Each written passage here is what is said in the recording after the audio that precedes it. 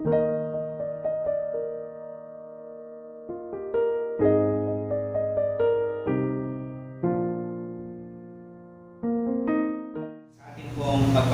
po ng pag-aaral po ng Book of Revelation mula po sa chapter 16. Ang ating pong pag-aaral po today is pinamagatang God's judgment is sure. Ang paghahatol ng Diyos ay tiyak.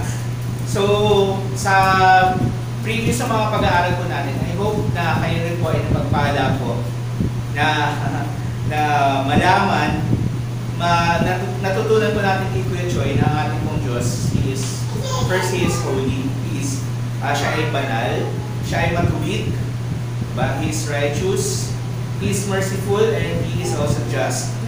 And natutunan din po natin na sa lahat po ng ito, sa mga characteristics po na ito ng Panginoon, ay kasama po, kaakibat po dito ay katotohanan that the Lord has overcome. Napagtagumpayan na po ng Panginoon yung ating po, actually yung mga problema na ating po mga kinakaharap po ngayon. So, bakit natin kinakaharap itong mga problema ito? Bakit ang buhay mahirap pa din? Naalala ko nung ako po ay sumunod po sa Panginoon. Isa sa mga pangako na narinig ko po dun sa pastor na nagsabi na sundin mo ang Panginoon, lahat gagaan. parang hindi parang ako nabudol nun. Kasi nung araw po na ako po ay nabaptize, ang nanay ko po ay dinala sa ospital. Appendectomy ka. So, yun yung sabi ko, Lord, bakit ganun? Bakit akala ko magiging magaan ang lahat? Akala ko magiging maayos na ang lahat? Pero sa I started following the Lord nung ako po ay 10 years old. Ako po ay 20 years old. 20 years later. Dahil sa tagal na po ng aking pong buhay dito po sa ito, sa mundong ito, ay natutunan ko na hindi palaging ganun. Hindi palaging magaang ang buhay, hindi palaging madali ang pagsunod sa Panginoong Hesus. Pero ano ngayon yung kinalaman ng katotohanan ng paghahatol, yung judgment ng Panginoon ay tiyak? Diba? Ano ang may dudulot nito sa atin? May tutulong ba ito dun sa struggle ko na ihatid yung aking mga anak sa school on time na hindi na may tutulong ba ito para sa kapatid ko na nasa ospital na ay ipaglaban sa kanyang karamdaman? Ang masasabi ko po ay meron. Meron po itong assurance na may dudulot po sa atin. So tingnan po natin kung ano po yung assurance po na may dudulot po sa atin ng ating pong binasa po ni RG sa Revelation chapter 16. Although yung buong text po natin, kukunin po natin from 2 chapters sa chapter 16 and 18. Tingnan po natin, yung nasasaklaw po nung passage po na yun ay mula po sa chapter 16. Ano ba yung mga napapaloob doon? So sa chapter 16, kung babasahin niyo po, babalikan niyo po dyan, ay nandiyan po yung tinatawag na 7 bowls. Yung 7 mangkok ng paghuhusga ng Panginoon. So, ibig ba sabihin sa langit mayroong mangkok? Bakit sila may mangkok? Mukha mo sila marami. Meron ako nabasa nung isang araw, sabi niya. Nagpunta siya sa isang Japanese restaurant. Tapos sabi niya, si Jesus ba yun? Oo, si Jesus yan. Kasi nandito siya every Thursday. Talaga? Bakit? Why is Jesus here? Kasi Jesus loves me so. Pero joke lang yan. Bakit may bowls? Ano yung sinisimbolo ng bowls? So, again, these are visions. Sometimes, ang visions, ang kinaiba lang niya sa dreams. Kasi ang dreams galing sa subconscious natin, di ba? Pero ang visions ay itinalaga ng Panginoon. Binigay ng Diyos sa atin for a certain purpose and for a certain message. However, yung imagery, ng visions, sometimes it doesn't make sense. And remember, this is written in the first century na ibang-iba yung mga nakikita natin ngayon sa nakikita nila noon. Panahon ni John, si John na nagsulat ko nito, John the Apostle, nung panahon niya, wala pang smartphones, walang cellphones, diba? Walang electric fan. So, maaaring iba yung description niya ni John sa ganitong mga bagay. However, dahil hindi sapat yung ating pong oras para intindihin yung lahat po ng images po dito, tingnan lang po natin kung ano po yung significance. Ano yung, bakit siya napasama dito po sa ating pong text. Dito po sa, why is it included in the biblical text? So there are 7 bowls na binanggit po dito. The first bowl sa 16 chapter 2, the first bowl was poured on the land. And then yung mga tao na sumamba dun sa beast, sa chapter 13, yung may marka ng 666, sila ay nagkaroon ng mga bukol, sila ay nagkaroon ng mga piksa. At hindi lang basta-basta piksa, di ba? Talagang kanilig siya at sobrang tindi, sobrang sakit. The second bowl was poured on the sea turned into blood. Tapos lahat ng laman ng dagat namatay. The third bowl was poured on rivers and springs, sources of fresh water, naging dugo. Ang significance po nito is, there is a certain passage in the Old Testament na sinabi ng Panginoon na iinumin nila yung dugo ng mga prophets na kanilang pinatay. Fourth bowl was poured on the sun. And imbis na namatay yung sun, ang nangyari, mas lalo pang nag-ingalit yung apoy. Sa sobrang init ng sun, nasusunog yung balat ng mga tao. Kaya nga di ba palaging joke yan every time na dumadating yung summer, parang preview na nga ng impyerno. Which is actually, yun yung purpose noon. Itong fourth bowl and the fifth bowl, darkness on the throne of the beast, was a preview of what is to come. Yung judgment ng Panginoon. Yung final. Actually, this is already the final judgment ng Panginoon sa buong creation and on all mankind. The sixth bowl ay natuyo yung river na Euphrates. So yung Euphrates River, kung familiar po kayo sa Middle East, it's a natural border para hindi makarating yung mga barbaro mula sa east. Pero natuyo yun. And kasabay nun ay nagpakawala ng 3 demonic spirits yung the beast sa chapter 13, yung dragon, as well as the false prophet.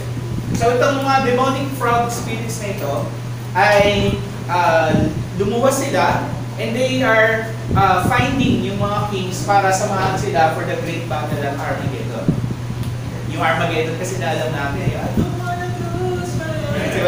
Meron babagsak na malaking meteor sa buong Earth, tapos magugunaw yung no. Armageddon is a place. It's a place in Israel. Actually, Armageddon means Mount Megiddo. So, isa siyang plain sa ibabaw ng bundok. And it's been the site of some major battles in Israel's history. Pero ito, ang magiging site ng final battle for all mankind. So, yung Armageddon na alam natin, hindi ito yung ibig katapusan ng mundo. Okay? Ang Armageddon means na ito yung huling, it's a final showdown, yung huling pagtutuos ng Panginoon at ng mga kampon ng lahat ng kumakalaban sa Kanya. And then finally, at the end of chapter 16, the seventh bowl ay binuhos sa hangin, into the air, and then nagkaroon ng napakatinding earthquake, a great earthquake that has never been seen and never been experienced sa buong history natin. Sobrang tindi ng earthquake na hatid yung great city. Great city here ay refers to Babylon. Hindi natin alam kung actual na Babylon ito or a representation of a world system na nagko-control ng lahat ng mundo. It is also, it was so severe, yung earthquake na yun, yung mga major cities ng mundo na sira. Sobrang tindi ng earthquake, kaya sabi, every island fled away. Na-rearrange yung buong mundo, na-rearrange yung buong mapa. No mountains were to be found, napakad lahat. Tapos, nagbagsakan yung mga hailstones, mga hail, about 100 pounds each. Ito, mabagsakan ka lang ng maliit na bagay din sa ulo. Masakit na. Babagsakan ka ng hailstones. Di ba? So, the 7 bowls ay representative ng final judgment po ng Diyos on all creation and on all mankind. And if you look closely, parang familiar siya. Yes, familiar kasi siya kasi nabasa niyo na yun, napanood niyo na yun sa Exodus. During nung time na ang Diyos ginudge ang Egypt para pakawalan yung mga Israelites sa pamumuno po ni Moses. The first bowl, yung plague on the sea, yung water into blood, yung darkness, plague of darkness, yung frogs, ayan. So, yung earthquake. So, itong mga bagay po na ito ay symbols of God's judgment. Kaya, yung mga tao na nagsasabi na huwag mo akong i-judge, only God can judge me. Sigurado ako, gusto mo yun. Kasi ganito ang itsura ng judgment ng Panginoon. Ganito ang itsura ng judgment niya. It is unrelenting, and yet it is righteous. Tapat lang, sapat lang na matamo natin yung judgment. Sa chapter 17 naman is makikita natin yung vision ng tinatawag na Great Prostitute. This is a side story. So actually yung pinaka-climax ng lahat ng pangyayaring ito nandun sa ending ng chapter 16, yung pagbagsak ng Babylon. Tapos ito, merong konting flashback. Ano ba yung itsura ng Babylon? Babylon here is personified. Ginawa siyang isang parang tao in the form of a prostitute. Yung prostitute na yun ay supported ng isang beast. So, ano ba yung itsura ng beast? Balikan niyo po sa chapter 13. Babylon is symbolic of Rome. Okay? Yung mga sinabi niya po dyan, 7 mountains, ganyan-ganyan. Kasi Rome is built on 7 hills. Or it's possibly a present or a future entity that will dominate the world. So, hindi po natin actually alam. However, ang sure po tayo dito, the beast represents the corruption of human governance. Yung lahat ng kabulukan ng world system po natin, di ba? Yung ang ganda-ganda sana ng budget, di ba? O, laki sana ng budget na pero ang daming insertions na gagamitin para sa pansariling yun yung lahat ng kabulukan na yun. Dito yun, it's represented by the beast. The prostitute symbolizes yung economic prosperity and affluence. Hindi naman masama ang magandang buhay, hindi masama again, yung lagi natin sinasabi, hindi masama ang maginhawang buhay. Pero kung yun ang naging Diyos mo na, yun ang naging end goal ng iyong existence dito po sa mundo, then there's something wrong, di ba? Na sabi nga naman may isang comics na naaaliw ako sa yung isang bata, sabi nung teacher, bring me 10 million pesos. Sabi ng bata, ma'am, tumatanggap po ba kayo ng bills o barya? So, mayaman pala siya talaga. So, nag-bring me nga siya ng 10 million pesos. Diba? So, yung sobrang yaman mo na you can imagine yourself without it. Diba? Na kapag nagpalit ng phone sa market, kailangan magpalit ka din. No? Kailangan sundan mo kung ano yung trending ng mga bagay, kung ano yung fashion. Sabi nga sa K-drama, di ba? Na fashion sense, di ba? Kailangan sundan mo kung ano kung anong trending. Wala namang masama doon per se, pero if you let that define kung sino ka, yung pagkatao mo na hindi mo na ma-imagine na ay hindi ako magbubuhay nang wala yung phone ko, may problema na po lang. Okay? Next is sa chapter 18, so di ba side story siya, ano yung itsura ng Babylon. Bumalik dun sa sa eksena at the end of chapter 16. And then the fall of Babylon here is from the perspective ng langit sa verses 1 to 8, ng mga world leaders, mga kings na seduce, na aliw sa pangaliw ng Babylon, world system, mga merchants and businessmen. Kung mapapansin po ninyo dyan sa verse 18 na or sa chapter 18, sabi, bakit naman sinira ng Panginoon yung trade, yung commerce? Kasi dumating kasi sa point, sabi dito, basahin ko lang sandali. Sabi dito sa verse 12 ng chapter 11, and the merchants of the earth weep and mourn for her. So bumagsak na ang Babylon, nasusunog, nawasak siya. And it happened in an hour. Specific dyan na isang oras lang. Actually, sabi dyan, for this reason her plagues will come in a single day. Death and mourning and famine, and she will be burned up with fire. For mighty is the Lord God who has judged her. Tapos sa verse 11, the merchants of the earth weep and mourn for her, since no one buys their cargo anymore. So meron silang mga dala-dalang kalakal, pero wala nang bibili. Cargo of gold, silver, jewels, pearls, fine linen, purple cloth, silk, scarlet cloth, articles of costly wood, bronze, iron, marble, cinnamon, spice, incense, myrrh, frankincense, wine, oil, fine flour, wheat, cattle and sheep, horses and chariots, and slaves. That is human souls. So, ibig sabihin, may human trafficking na. May human trafficking ng input. So, if we feel, ayan, katulad niya, di ba, yung mga issue sa atin ngayon, human trafficking, kidnapping ka somewhere, kukunin yung organs mo, or pagtatrabahuin ka sa isang kung anong trabaho man, di ba? That is abominable, di ba? Kalunos-lunos sa mata ng Panginoon. And the Lord will judge all of these acts. Actually, dun nga sa chapter 18, ito medyo pinagrasp ko pa. Seafarers. Binanggit yung mga seafarers dyan, mga marino. And I realized na kasi nung panahon ni John, ang commerce ay wala pang air. Hindi pa dumadaan sa air freight. So, yung mga marino, sila yung nagdadala ng mga kargamentong ito. And whether gusto man nila yon or hindi, they are accomplices to a world system that is oppressive. And kakaunti lang yung kumikita. Kakaunti lang yung yumayaman. And then, ang daming naghihirap. Ang daming naapektuhan.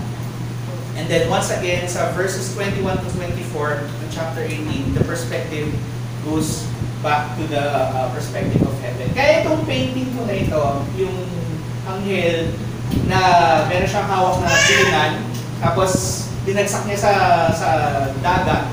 It is a representation of kung ano yung magiging kahihinat na ng Babylon.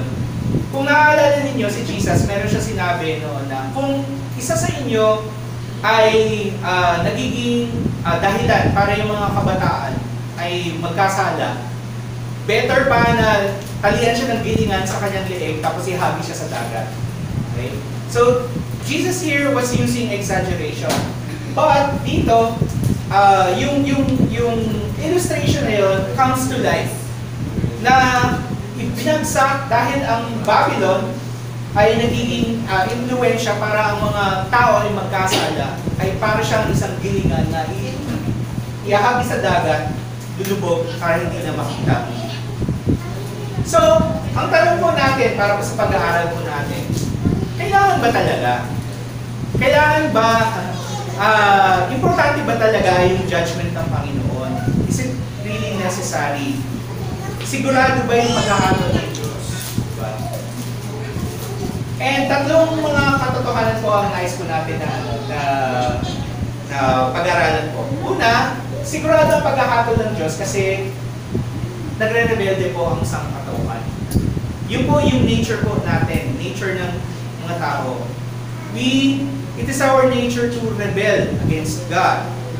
And kung may pagdududa tayo dun sa mga tao, na kung ang tao ba ay kayang magrebelde sa Diyos. Tingnan natin po dito sa verses 8 to 11. Sinabi, the fourth angel poured out his bowl on the sun. It was allowed to scorch people with fire. They were scorched by the fierce heat, and they cursed the name of God. Diba? They did not repent and give Him glory. So parang yung hirap na hirap ka na, tapos ang imbis na yung in-expect ko actually na reaction, Lord, I'm so sorry, patawarin niyo po ako, di ba? Pero hindi. Sobrang galit. Bakit mo ito ginagawa sa amin? Di ba? They cursed the name of God. They did not repent. Feeling ng mga tao that they did not deserve this. Di ba? And then sa verse 10 to 11, di ba, yung darkness, the kingdom of the beast was plunged into darkness. People gnawed their tongues in anguish and cursed the God of heaven for their pain and their sores. And they did not repent of their deeds. This is an illustration or patunay po sa atin na sobrang buktot. Yung sobrang hindi na nga balito sobrang twisted ng puso ng tao. At without Christ, ito po ang kahinatnan po natin.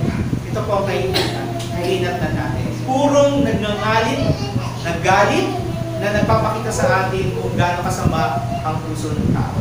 And if you still have any doubt kung kaya ba magrebelde ng mga tao, tingnan na lang natin. Huwag tayo lumayo, mga anak natin. Diba? Kung hindi natin sila ginagabayan, hindi natin sila dinidisiplina, ano mangyayari sa kanila? Diba? Siya sabihin na, huwag mong kunin yan. Pero, anong gagawin? Lalapit. Diba? Lalapit. Tapos, huwag mo ilalaglag yan. Nakaganon pa, diba? Cute na cute tayo. Cute na cute tayo sa simula. Diba? Binibidyo pa natin, pinapost natin sa ano. Pero kung hahayaan mo na lumaki yan, na ganyan, anong hindi nakakatuwa, di ba? Anak, anong oras ka uuwi? Di ba? Hindi ka na pinapansin. No. Diba? Hindi ka na pinapansin. Hindi na nakikinig sa'yo. Di ba? Yung, anak, ano yun? Mag-ingat ka naman dun sa ano, huwag mo na maggaskasin yung Ferrari. Di ba? Bakit? Sa akin yun di ba? Yung feeling of entitlement. Di ba? Sa umpisa, ang cute-cute, pero kapag nakasanayan nila to, hindi natin sila disiplina, nagiging spoiled, nagiging brat, diba? Lalaking entitled, lalaking mapampata. Diba? And it happens. It happens kahit sa pinakamabait na tao. And actually, kahit kami mga pastor, we are also, kaya namin maging ganun. Kaya namin maging masamang tao. Kung hindi dahil kay Kristo, ang nature natin mga tao, ang default nature po natin ay magrebelde sa Panginoon at hindi natin sundin kung ano ang nais po ng Panginoon po sa atin. So, ano pong ibig sabihin po natin dito for us? Siguraduhin natin na kung kay Kristo tayo pumapanin. Let's make sure na kanina ba tayo kampi? Pastor, hindi ko naman po malalaman yun na kung saan ako, pag namatay ako. Hindi. Actually, you can make sure now. You can make sure na kung saan kang panig ngayon bago ka mamatay. Ang kamatayan ay hudyat na wala na. Wala ka ng chance para magbago. Pero bago ka mamatay, at least make sure that you are on God's side. Paano po yun? That we repent of our sins. Magsisi tayo sa ating mga kasalanan. And then we follow Jesus. Sundin natin siya sa ating pong araw-araw po na buhay. Ganun lang po ba kasimple yun? O ganun lang siya kasimple, but it's not easy. Ang pagsunod po sa Panginoon requires obedience sa araw-araw.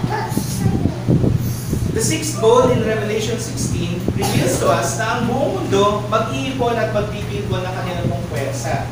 Sabi dito sa verses 14 to 16, na yun nga, to assemble them for battle on the great day of God the Almighty. Tapos dito merong side comment si Jesus. Behold, I am coming like a thief. Blessed is the one who stays awake, keeping his garments on. So, ibig mo sabihin dito, bawal na maglakad ng pangbat. Sige po.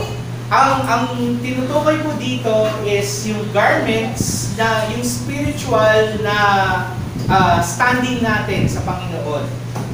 Yung spiritual na kalagayan po ba natin ay maayos sa harap ng Panginoon. Tayo po ba ay gising? Gising ba yung ating puso at damdamin sa Panginoon? Suot ba natin yung tinatawag ng armor of God, the helmet of salvation, parang hindi helmet of, nalito ako bigla. Breastplate of righteousness, di ba? Belt of truth, sandals of peace. Suot ba natin yung mga kasuotang ito? Diba? Are we ready to go and share the gospel? Are we ready to serve the Lord in whatever way we can? Kasi kung hindi tayo handa, maaari tayong mapasama dito. They assembled them at the place that in Hebrew is called Armageddon. Sino ba yung mga malilinlang? Sinabi sa chapter 17, and the dwellers on earth whose names have not been written in the book of life from the foundation of the world will marvel to see the beast. Yung beast na ito, sa chapter 13, na linilang ng maraming tao, magpapakita ng mga kahiwaga itong beast na ito, tapos maraming mga tao, ay wow, ang galing, siya nga yata ang tunay na Diyos, follow na natin siya, worship na natin siya. Diba? And we really have to be careful kasi yes, tama. Sa panahon natin ngayon, di ba, sobrang dali na kumalat ng misinformation. Saan ba natin napapanood yung mga hiwaga na nangyayari sa iba't ibang lugar sa mundo? Lagi yung lumalabas sa sa feed ko. Di ba? Na this place is ganyan. Tapos meron ka pang AI. Diba? Ang dali-dali gumawa ng mga effects sa mapapalala sa Reels, diba? Sa TikTok, ayan. Sa social media, sa YouTube, diba? Nagkalat ang disinformation sa ating mundo. Kaya nga sabi actually dito sa verse 9 ng chapter 17, sinabi po dito, this calls for a mind with wisdom. The 7 heads are 7 mountains on which the woman is seated. Calls for a mind of wisdom. Kasi kailangan maging maingat tayo dun sa mga nakikita natin at nababasa natin. Na when we see something on social media, tayo kagad na maniwa. Meron lumalabas sa feed ko sabi na nagpakita daw si Jesus sa Gaza. Tapos ang dami daw mga Palestino biglang naniwala. Hindi ako kagad naniniwala doon. Kasi remember that Satan can masquerade as an angel of light. Na nagpakita daw si Jesus dito sa ganitong klaseng hiwaga. Huwag po tayo kaagad maniniwala. And then yun nga, dito sa chapter 16, sa verse 15, kailangan maging mapag-matchat tayo. Kailangan maging prepared tayo spiritually.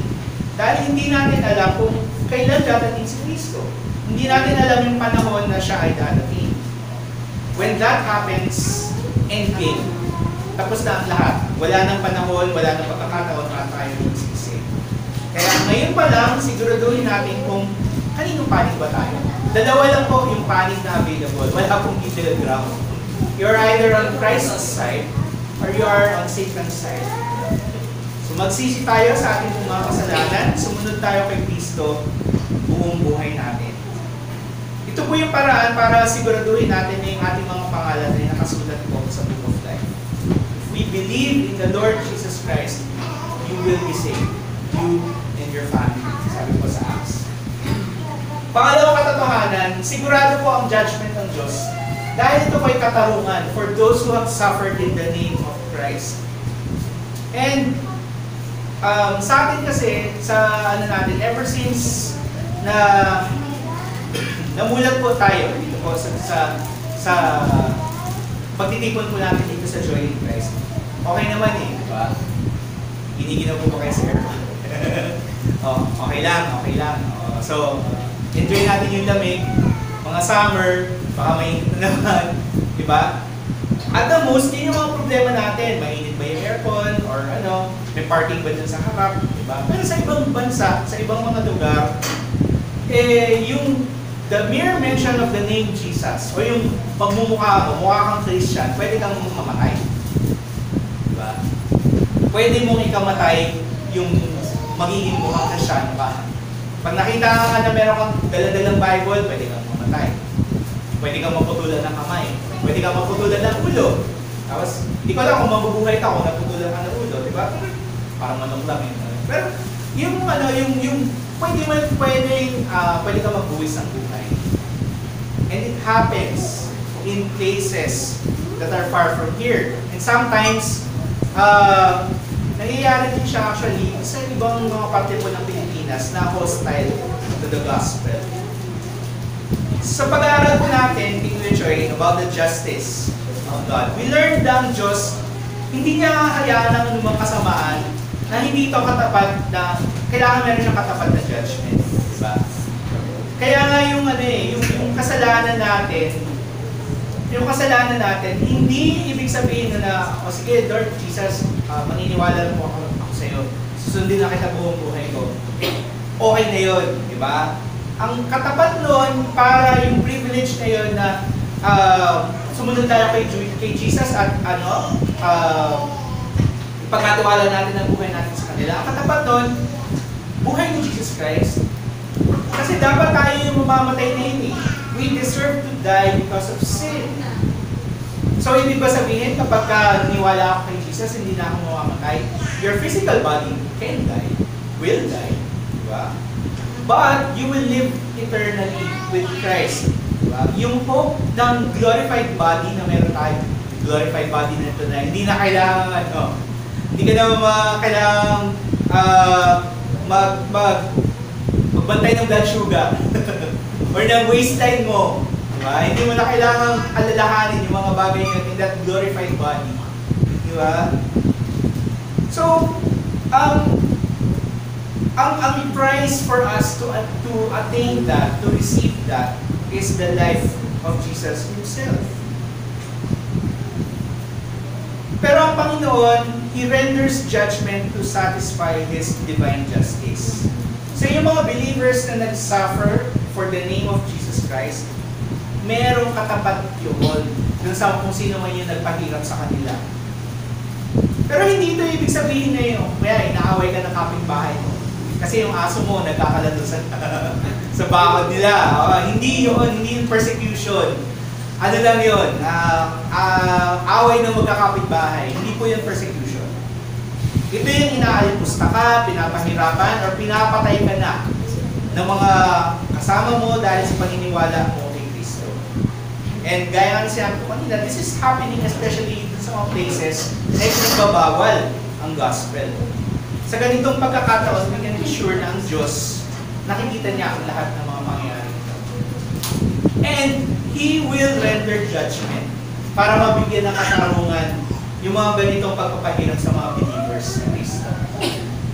So, ang ano po na ito for us, mag-ingat tayo na huwag tayo maging bahagi ng mga gawain at polisiya na pwedeng magpahamak sa ating mga kapwa Kristiyano. Sabi po dito sa chapter 18, verse 4 to 5, sabi, "Then I heard another voice from heaven saying, 'Come out of her, my people, lest you take part in her sins, lest you share in her plagues. For her sins are heaped high as heaven, and God has remembered her iniquities.'" This is God calling out yung lahat ng naniniwala kay Kristo na lumabas mula sa Babylon. So, ibig ba sabihin, to come out of her, come out of Babylon, does this mean na huwag na tayo makibahagi dun sa mga taong hindi naniniwala kay Kristo? Does it mean na dapat nandito ka lang sa church? Dapat sa Christian company ka lang magtatrabaho? Di ba?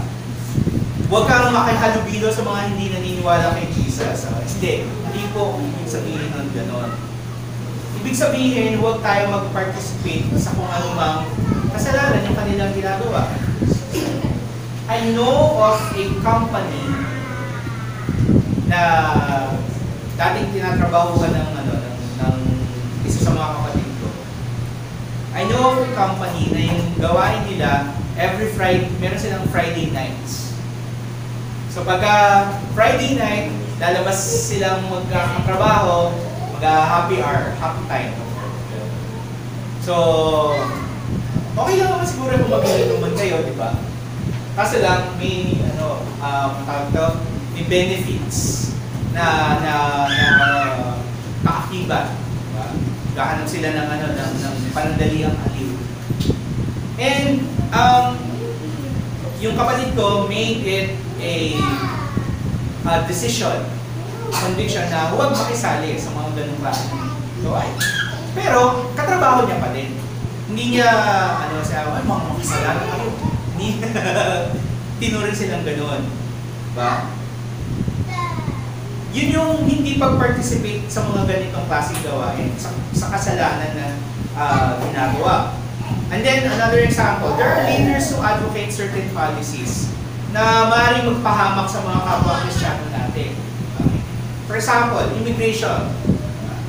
Merong isang leader na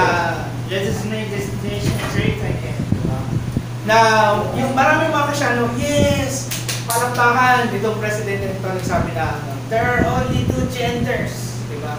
Pero yung policy niya ng immigration, maraming Kristiyano apektado. Kapag wala kang green card, pwede kang ma-deport. Kristiyano ka or hindi. Diba? Kahit na more than 10 years ka na, documented ka na, meron ka ng papel na nagpapatunay na ikaw ay citizen ng bansang yun, basta hindi ka puti. Basta hindi ka puti, pwede kang ma-deport. Diba? And then throughout history, diba? May mga churches, si Hitler, sinabi niya na ang mga Germans lang, ang mga Aryan lang, ang pinili ng Diyos. Diba? Maraming mga churches na sinasabi, yes, we will support you. Kahit na mamatay ang 6 million na Hudyo. 6 million na Hudyo at iba pang mga tao. Iba pang mga minorities. At least 6 million dead. And it happens. Maraming mga Christians, marami ng mga tao ang ilag sa mga Kristiyano kasi masyado tayo sa mga personalities, masyado tayong pinangahawakan natin masyado yung mga leaders, di ba? Marami na ang nasaktan because of our blind support to personalities na hindi ayon sa example ni Jesus Christ. And if we support these policies, support these leaders, hindi naman ibig sabihin na kakalabanin na natin silang gano'n. Ibig sabihin is that we don't support these, itong klaseng leadership nito. Kasi ayaw natin na na maging accomplice tayo, maging dahilan tayo para maipahamak natin yung kapwa natin, especially yung ating mga kapwa-Kristiyano. Mag-ingat po tayo that we might be contributing unwittingly or maring alam natin that we might be supporting policies that are harmful to our Christians, to co-Christians. Another case in point, merong batas in several states in the US that requires churches to give services sa mga same-sex couples. So, it is actually unconstitutional. Kasi yung freedom of religion, freedom of expression. Pero, nire-require nila na yung mga churches, kunyari, may same-sex na gusto magpakasal dito sa atin, required yun, hindi tayo pwedeng tumanggi. So, pagka ni-require ng ganitong presidente, ng ganitong government na ipatupad natin doon, anong gagawin natin? Diba? Sino ang susundin natin? Sabi ng Bible, hindi dapat suportahan ng same sex marriage. Because ang disenyo ng Panginoon, babae at lalaki lang. Or, kaya sinasabi ng iba, hindi, Romans 13, kailangan submit to the authorities, submit to their leaders. Diba? So, ibig sabihin ba, conflict ba ito? Does the Bible contradict itself? Hindi. Diba? Kasi sinabi din sa Acts na sino bang mas kailangan natin sundin? Should we follow man or should we follow God? So, again, remember, diba? Yung ating pong pagsuporta to certain personalities, to certain leaders, ibabangga natin palagi dito sa judgment ng Panginoon. Diba? Yung justice ng Diyos is ayon ba ito sa hustisya at ayon ba ito sa righteousness ng Panginoon? Kasi baka mamaya, ang nananaig lang yung gusto natin, ay gusto ko itong ito kasi ang astig ng ano niya, ang astig ng pangalan niya. Diba? Kaya boboto ko or supportahan ko. Huwag po sanang gano'n. Diba? So, cute niya eh, nagbubudos-budos ng gano'n. Diba? So, huwag po sanang gano'n. Na, tingnan po natin na itong mga taong ito ba ay nagiging kasangkapan ba? Or dahil ba sa kanila nahihirapan ang mga tao? Especially yung ating mga kapwa. Pangatlo po, sigurado ang judgment ng Diyos kasi wawakasan niya ang kasamaan. He will put an end to all evil. He will put an end to death. And ito yung dapat na pinaka-aabangan po natin na ending. Sabi po dun sa verse 17 ng chapter 16, the seventh angel poured out his bowl into the air, and a loud voice came out of the temple from the throne saying, "It is done." Narinig niyo na po ba ito before? Yung sinabi na it is done. May pagkakataon, isa pang pagkakataon na sinabi ng Panginoon na it is done. And that was on the cross. Nung si Jesus, nung malapit na siyang mamatay, sinabi niya that it is finished. Which in Greek is called tetelestai. Pero dito po, ang word po na ito na ginamit, na it is done, is yung word po na ginamit po dito is the Greek word ginomai. Ginomai, parang siomai lang na. Pero ginomai, which means to come into being, to make happen. So tinapos ng Diyos yung isang bagay to make something new happen. Ano yung something new na iyon, di ba? Yung sobrang tindi ng earthquake, tinapos ng Diyos yung Babylon, tinapos ng Diyos yung lahat ng major cities na symbolic ng world system na ito, ng pagpapahirap sa buong mundo. Sobrang tindi ng earthquake na rearrange yung buong mapa. Nawala yung mga islands, nawala yung mga bundok. And this is symbolic of the new creation, the new heaven and the new earth na pinangako ng Panginoon. Ang paghahatol ng Diyos ay assurance sa atin na babaguhin ng Diyos ang lahat. And in this new creation, wala nang lugar ang kasamaan. The first creation was spoiled by the presence of the serpent in the garden. Dito sa bagong mundo na gagawin ng Panginoon, in the last judgment, the new heaven and the new earth, wala nang kalalagyan si Satan. And there are certain personalities na nagsasabi na ito na ang new heaven and the new earth. Diba? Magtatayo tayo ng ganitong klaseng compound. Meron lang isang tumatakbo tumatakbo dito sa election ngayon. Sabi na, para sa Diyos at para sa bayan. Eh, sino ba yung sinasabi ng Diyos? Okay yun. So, ibig sabihin, para sa sarili niya. Para sa sarili niya at para sa bayan. Kasi sinasabi niya na siya ang Diyos. Diba? Pero dito po, sa new heaven, sa new earth na ito na gagawin, diba? Wala nang lugar ang kasamaan. Wala nang lugar ang kasakiman. Wala nang lugar ang kamatayan. Natutunan po natin, sa pag-aaral po natin ng justice ng Panginoon, na ang hell ay patunay, hindi ng kasamaan actually ng Diyos. Ang hell ay patunay ng pagmamahal ng Diyos. that He loves us, that He is righteous, and that He is holy. Nandyan ang hell para po sa ating pong proteksyon. Ang hell ang kalalagyan ng lahat ng kasamaan at lahat ng masama dito po sa ating pong mundo sa ngayon. And that includes, kung hindi ka pa naniniwala kay Kristo, that includes sadly you. Pero kung tayo po ay naniniwala kay Kristo, you are saved from hell. For all eternity, you are guaranteed a place at Jesus' side. Pangawakan po natin ang katotohanan nito na wawakasan ng Diyos ang kasamaan when He brings the last and the final judgment.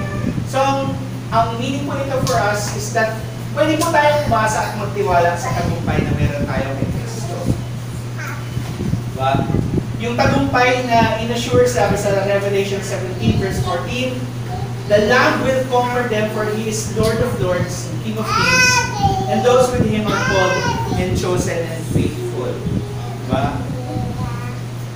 Yung Battle of Armageddon, ini-imagine kasi natin na yung napakatinding labanan na maraming mamamatay, maraming ano. Actually, it's not even a conflict. It's not sobrang one-sided. Kung titingnan niya sa mga susunod na chapters, sobrang one-sided ng battle. Isang salita lang ng Panginoon, natalo na silang lahat. Natalo ng lahat ang kalaban ng Diyos. Wala silang nagawa laban sa kapangyarihan ng Panginoon.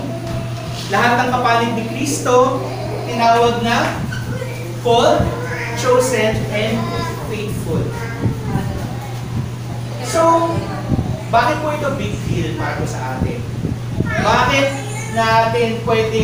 tayo pwedeng umasa at bakit tayo pwedeng magtiwala sa tagumpay ni Jesus Christ? Kasi ang significance po dito sa atin is that death is not the end. Kahit na mamatay po tayo sa physical na katawan po na ito, meron pong pag-asa. Kasi madalas yun. Minsan nagiging biruan na yun, di ba? Parang, nakakita, ba't mo ko iniwan? Pero nung tinulak siya na sumabag, ba't niyo ko tinulak? Di ba? Or, sinasabi natin na, yes, I love you Lord, I love you God. Di ba? Pero gusto mo na ba makita si God? Hindi, wag mo na. Nag-enjoy pa ako sa buhay na ito, di ba? Yun nakikita niyo yung conflict na meron tayo sa puso ng tao. Diba? Last week, bumisita po kami sa wake ng isa po family friend po namin. And itong kaibigan po namin na ito, siya po yung nag-sponsor po sa akin nung ako po ay high school. Hindi pa naman po ganun katagal yun. 90s. Dahil sa kanyang pag-sponsor sa aking pong pag-aaral, bibigay po siya sa akin ng monthly allowance, yung enrollment ko, siya yung public school lang naman po ako nag-aaral. Pero dahil po sa kanya, nakatapos po ako. Nakatapos po ako sa high school and then eventually kapag-college. Pero hindi ko makakalimutan na yung time na yun, na lumaki kami na walang tatay, he was one of the father figures sa buhay ko. So, nung nabalitaan ko namin na namatay po siya 2 Saturdays ago, habang nagluluto siya ng ng lunch or para dun sa church kung saan siya kabahagi. Parang siguro ang hinayang ko lang kasi hindi ko siya nakasama itong mga nakaraang mga buwan, hindi ko siya nakamusta. Basically, yung huling connection ko sa kanya siguro was around 2022 pa. No? So more than 3 years ago na. So, kumaga parang malaki yung epekto niya sa buhay ko. Tapos nanghinayang lang ako kasi na hindi kami nagkaroon ng masyadong malalim na connection nitong So, this truth matters to me kasi I know that at the end of days, magkikita kami ulit. na umaasa ako na magkikita kami sa presensya ni Kristo. Umaasa ako na hindi yun yung katapusan. Umaasa ako na sa oras na dumating si Kristo, sa oras na magpakita siya, hindi ako iiyak dahil nakikita ko sila na nandun sa impyerno. Kundi naiiyak ako dahil makakasama ko siya muli sa presensya ng Panginoon. And that is the hope that we have. Ito yung pag-asa na meron tayo at sa mga mahal natin sa buhay na nagtitiwala kay Jesus Christ. The judgment of God is our hope. It is a hope that we can anticipate kasi ibig sabihin, muli natin silang makakapiling. Muli natin makakapiling yung mga mahal natin sa buhay na naniniwala at nagtitiwala kay Jesus. Another thing po, na natutunan ko po nito lately, yun nga, shinare ko kanina sa ating pong pag-awit. The immutability and impossibility of God. Ibig sabihin, when we say that God is immutable, God is impossible, ibig sabihin, ang Diyos po natin hindi siya affected ng outside forces. So maaaring iniisip natin na paano nakaka-relate sa atin ang isang Diyos na hindi affected? Medyo limited po itong illustration nito, pero kung kunyari, yung bahay mo nasusunog, tapos naiwan mo yung isang mahal mo sa buhay sa loob. So ngayon, ang usual na reaction natin, nagpa-breakdown na tayo, ay, kailangan ko ng tulong, di ba? What if si God, siya yung bumbero? Tapos, nung nakita niya, ay, tulong, di ba? Siya din nag-breakdown. Siya nga iniasahan mo magtutulong sa iyo, di ba? We do not need a God who breaks down with us. Diba? We need a God who will be strong for us. Naiintindihan niya tayo, pero it does not mean na wala siyang emosyon. Diba?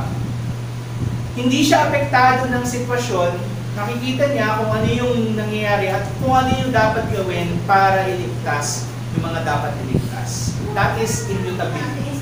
That is impossibility.